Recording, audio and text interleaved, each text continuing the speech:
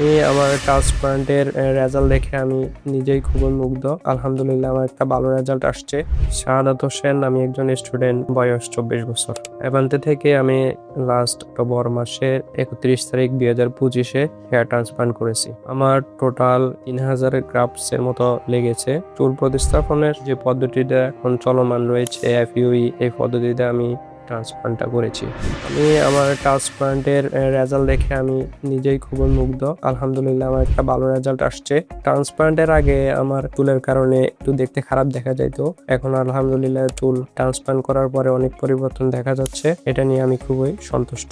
এখন পর্যন্ত আমি 6টা পিআরপি নিয়েছি। আপনারা যারা চুলের সমস্যা নিয়ে ভুগতেছেন বা হেয়ার ট্রান্সপ্লান্ট করা কথা চিন্তা করতেছেন, আপনারা চাইলে এভান্তে এস্থেটিক্স এন্ড হেয়ার ট্রান্সপ্লান্ট আসতে পারেন, ডাক্তারের পরামর্শ নিতে পারেন আর ভালো একটা রেজাল্ট নিয়ে যেতে পারবেন। ধন্যবাদ এভান্তেকে আমাকে এত সুন্দর একটা লুক দেওয়ার জন্য।